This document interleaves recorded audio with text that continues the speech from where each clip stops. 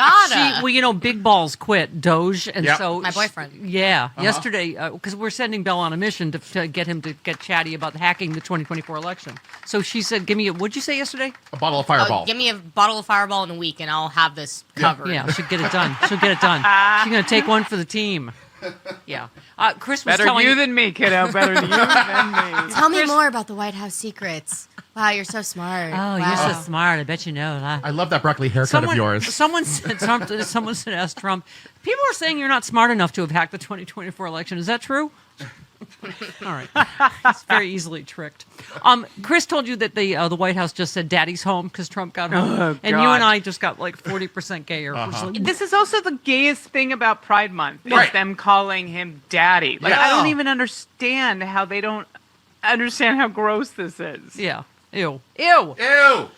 You said how long until Qatar asked this clown for their plane back? I mean, yesterday, just so embarrassing when he's overseas. It's just, people were literally laughing because they're not used to listening to his incoherent, babbling nonsense and lies. What was the Queen of somewhere? Netherlands. Netherlands. I want my date, God. kiss, marry. Date, kiss, marry. Me. He said something and all she did was, She just mouthed his stupid, right? I Garfield realize I'm anus. on the radio and people can't see that. But No, she was doing his Garfield anus flapping lips, just like. yeah, it was amazing. Right to camera. Listen, all of we have to find joy in his embarrassment because all of this is scary as hell. So, we're doing what we can. We're allowed to still find joy in the fact that he's an embarrassment, a national embarrassment. But also, we could all die. We don't know. I mean, Dana, it is. You're absolutely right about that cognitive dissonance of loving our country and being horribly embarrassed to be an American right now because of one man.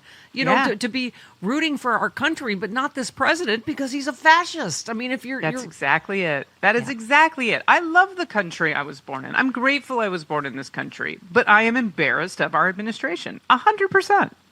I've been mentioning this all morning. Still We Rise said, in case you're wondering, we're at the zip tie the senior citizens in wheelchairs who were protesting Medicaid cuts stage of fascism. Call it what it is. It's fascism. We are disappearing people off the street. They are running and tackling people with no warrants, no due process, no badges, no identifying, things. I saw an Instagram the other day that was like, why are they not being arrested? Why are states not arresting these guys? They don't have identification. They have no idea who they are. Why are we not arresting people? And I'm talking about the raids, the ICE raids, not the people that have not committed any crimes that are being rounded up.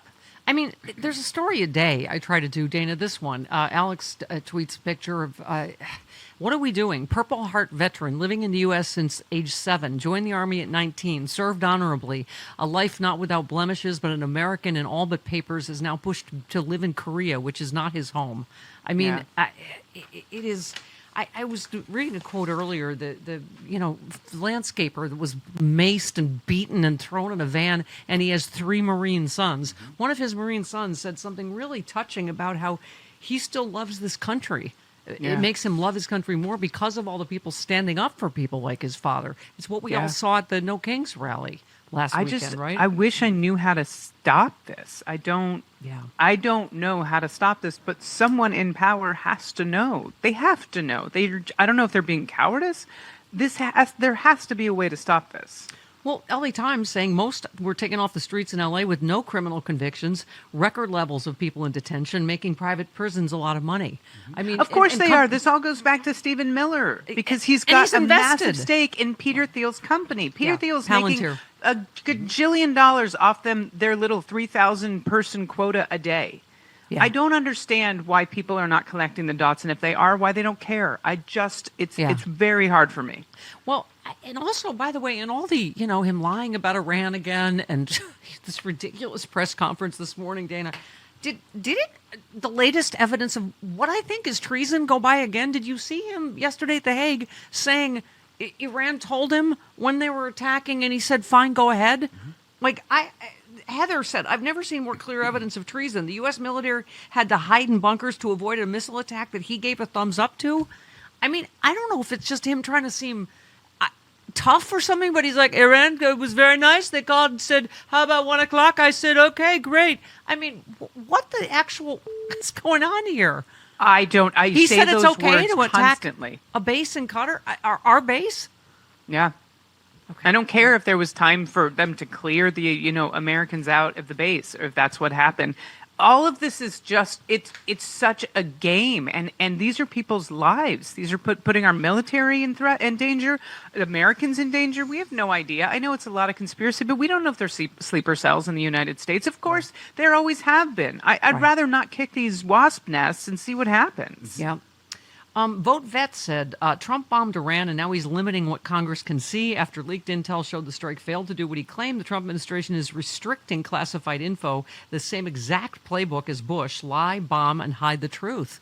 That's exactly what I was going to say. I was about to compare this to what happened with Bush, because it feels very similar. It feels very similar. The whole got the information while I was reading What My Pet Goat Upside Down to the kindergartners, or whatever was happening during that moment. It all feels very familiar. Dana, if polling is any indication, and it goes to Chris's point, that we have social media now. Yeah. Yeah.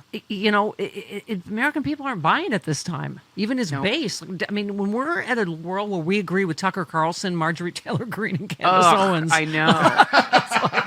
Oh, God. I can't. I mean, I'm more angry about that than, agreeing when we did with Liz Cheney. Like, I got used to that. I was like, okay, I'm going to agree with Liz Cheney for this period of time. I can't even fathom agreeing with Marjorie Taylor Greene on anything, yet here we are. Yeah. So, of course, you heard the bad news. California. I need you to narrow that down, please. Pardon me? What? I need you to narrow that down. You're like, you've heard the bad news. Oh, well, okay. No, not the Supreme Court, Planned Parenthood. No, not that. The U.S., that's an hour old, that horrible news. Right. The U.S. Department of Education announced Wednesday California Department of Education violated the civil rights of female students on the basis of sex by allowing transgenders, blah, blah, blah, blah, blah, to compete in school sports. They said they're calling on California to voluntarily agree to change what it determined are unlawful practices within 10 days or risk imminent enforcement action. Or what? What are you going to do? Withhold funds because we pay you way more than you pay us? What are you going to do? Right. What are you going to do? Withhold federal funding? Right. Get out of here. I hope Gavin Newsom is inching back toward that we like him as a fighter, because he pushed back on, he made like a wrestling reference to Linda McMahon. You're thinking of wrestling, that... I'm just hoping that he's seeing even what happened in New York yesterday with Mandami. I keep saying it. I'm quoting someone who said the Democratic Party, it's between fighters and folders. And we want people that fight for us, all of us, including trans people, not fold when we feel like it might, be bad politically. Mamdani was a perfect example that you can win an election, and an election they thought he had no chance of winning, and not throw the trans community under the bus. Annie Brashear is a great example of that. Now we have Mamdani as a great example of that. It is a scare tactic that somehow the right got control of, and they started using the narrative. Don't let this happen in the 2026 midterms. Yeah. I think people are starting to realize, oh, okay, well, now trans girls aren't allowed to participate in sport, and my life still sucks. So maybe that really wasn't the problem. Yeah.